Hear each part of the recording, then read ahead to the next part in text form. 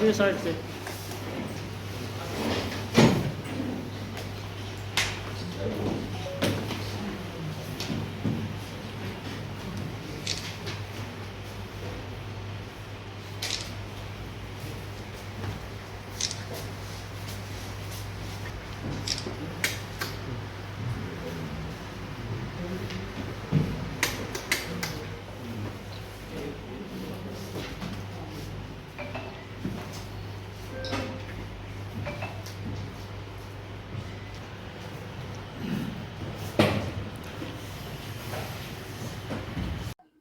Police महानिदेशक बिहार ने एक आदेश निर्गत किया हुआ है और उस आदेश के आलोक में अलग-अलग जिलों के अलग-अलग पदाधिकारियों को प्रभारी बनाया गया है।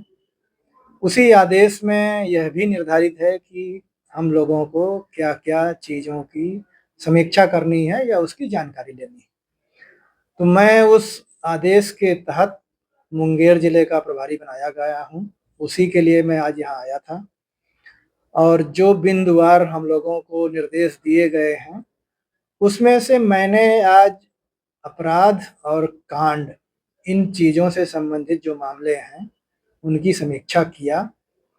पदाधिकारियों से मैंने जानकारी लिया, जो आंकड़े संधारित हैं पुलिस अधीक्षक के कार्यालय में, उसके बारे में मैंने कुछ-कुछ प्रश्न भी पूछे और हम लोगों ने कुछ इस तरह का अब निर्देश भी दिया है कि भविष्य में कार्रवाई हमारी थोड़ी-सी फिजिकल के बदले में डिजिटल के रूप में चेंज हो, जिसमें लैपटॉप का प्रयोग, मोबाइल का प्रयोग, कंप्यूटर का प्रयोग, इस पर जोर दिया गया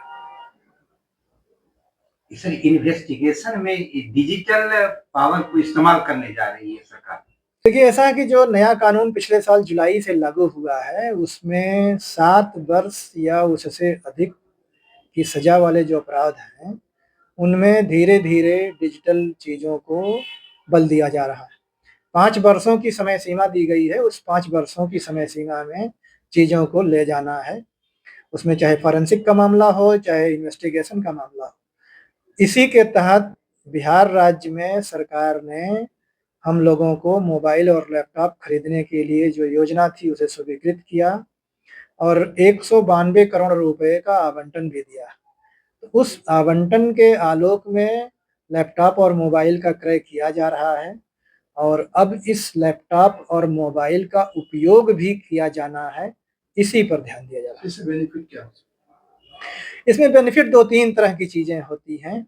कानून में जैसे बात हम लोग करते हैं तो एक जो व्यक्ति की बात होती है, उसके स्टेटमेंट भविष्य में बदलते रहते हैं। लोग तरह-तरह की चीज़ें करते हैं, कोई झूठ बोलता है, कोई बदल जाता है किसी कारण से, चाहे भय हो, चाहे लालच हो, चाहे कोई और कारण हो।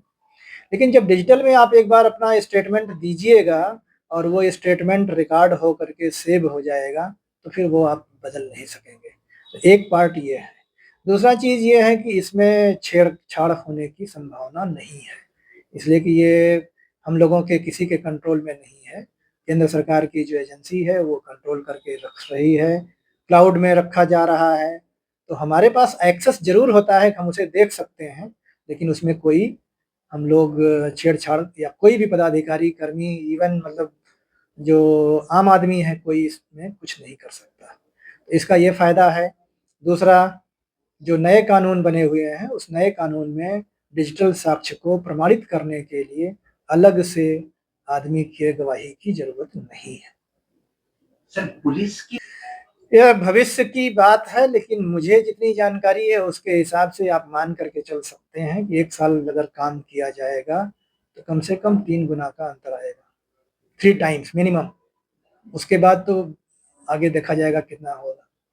यानी ये कहा जा सकता है सर कि आने करने पर देखिए, अभी इसमें समय लगेगा। अब जब आप प्रोसिक्यूशन की बात करेंगे, तो इसमें हमारे अलावा न्यायालय की भी बात आएगी, सरकारी वकील जो होते हैं, अभियोजक जिसे बोलते हैं, लोक अभियोजक बोलते हैं, उनकी ज़रूरत पड़ेगी और प्राइवेट जो वकील हैं, उनकी भी ज़रूरत पड़ेगी। इन सारे लोगों की ज़रूरत है, इनके साथ ही जब हम लोग चल पाएँगे, तब जा कर के कुछ अंतर बहुत आएगा और ये टेक्नोलॉजी आने का ये अर्थ नहीं है कि बाकी गवाही बंद हो जाएगी, बाकी गवाही भी होगी, लेकिन उसकी आवश्यकता नहीं रहेगी या कम आवश्यकता होगी।